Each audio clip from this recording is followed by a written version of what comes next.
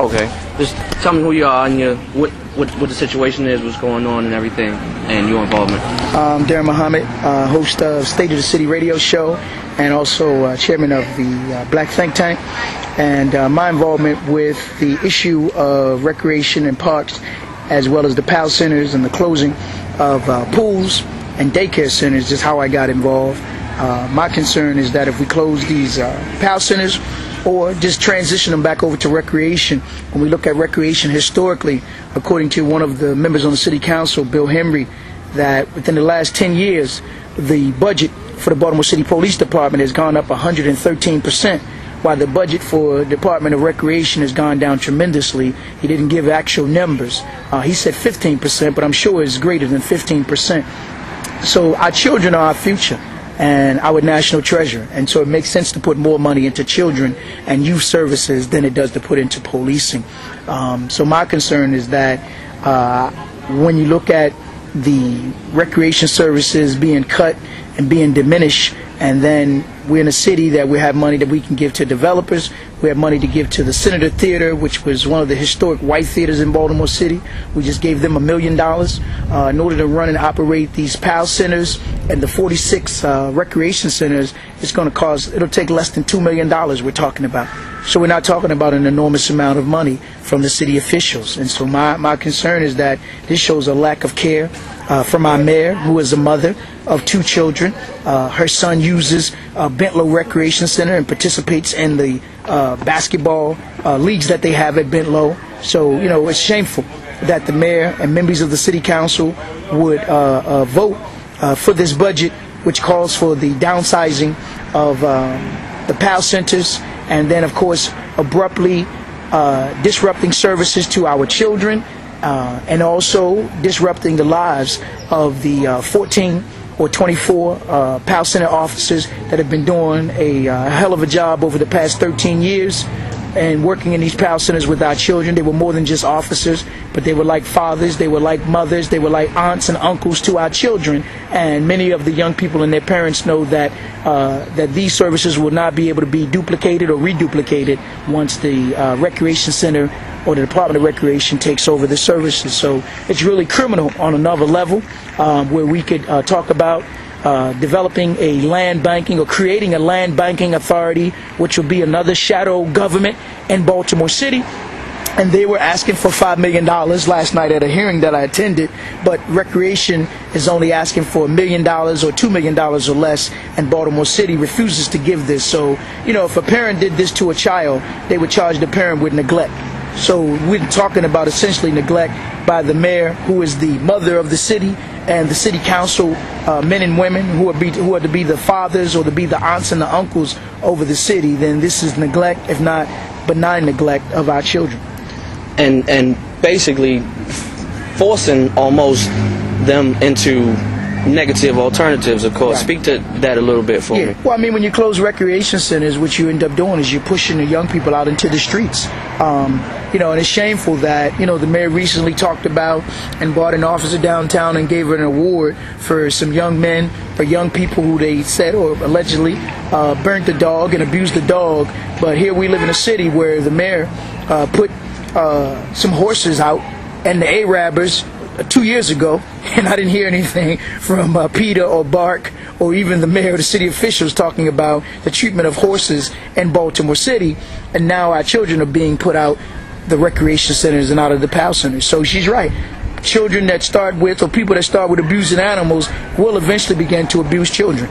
So this is shameful. When you're talking about a city right now that's #1 and murders and homicides, well, when you push our children out into the street, into these cold streets, then what do they think will happen to our children and perhaps to the adults that our children may come in contact with? Right. And then also you're taking them away from pretty much a father figure, and many of them already don't have a father, or at least a positive one, in the household. Right. And then you're taking the father figure away from them that they see in the officer in the PAL Center. Can you speak to what you have seen in terms of those relationships between the children who attend and the officers? Sure. Oftentimes in being that many of our children in many of our homes, we find, of course, that they lack a father. Many of our children, particularly our young men and young boys, they act out because they need that attention from a male role model or from a man. There's an old saying, you can't be a man unless you see a man. You can't hear a man unless you get near a man. And so our young men need to hear a man in order to get near a man, and need to be able to see a man in order to know how to be a man. And when we're talking about the treatment of young ladies and young girls and our women, then, it has to be these male role models that are available to our children. So if you begin to take these men that are out of this facility and other facilities out, then what role model will our little boys have and our young men have, particularly those that are teenagers going through those trying years of life, in terms of being able to just teach them self-discipline that many men teach young boys. A mother can only go but so far. A woman can only go but so far, where men have to step up. And these men have stepped up. And now we're pushing, of course, we're severing this umbilical cord, per se, between these men and the young men that want to grow to be what they see these men being and do what these men are doing as well. Right. And you yourself are a father, which I'm sure gives you an extra sensitivity to what these children are going through. Absolutely. I mean, as a father, we can't be everywhere at all times, and so if we have those that are fathers, in addition to the roles that we play and the recreation centers that I came through, that I learned valuable lessons and playing sports. And I learned more than just about sports, but I learned valuable lessons about life from men who were in the recreation centers. And I know that these young men have learned that from men that have been working in the PAL centers. And that's why this is so very important to the future of our young men and our young women as well.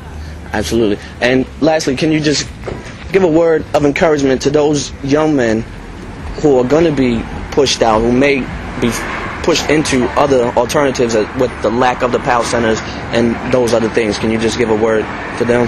Yeah, I would say to them, to really seek.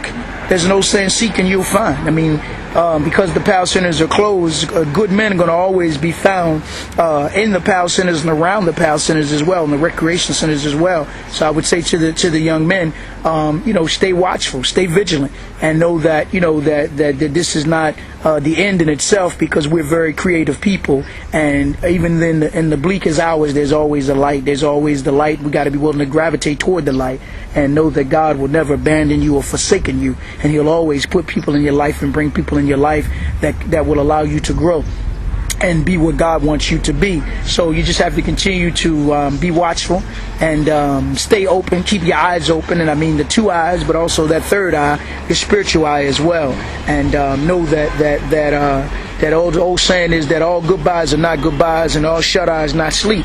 So it's never goodbye in totality to the fine men that work in the PAL centers and the recreation centers, but we got to always find a way to get our children there and to bring them together. And even in the communities they're there, and in the schools they're there. But we owe it as adults to be able to gravitate toward our children and engage our children more and more. And as we do that, then we get something for them as well as they get something from us. Right. And obviously we can only win this fight if we get involved and we push. How can people get involved that want to be a part of it? Well, there's a number of ways that they can get involved. They can come to, of course, their local PAL centers and recreation centers and get involved. They can reach out to me. I'm at Everyone's Place bookstore every Sunday at 1 p.m. We have the Black Think Tank.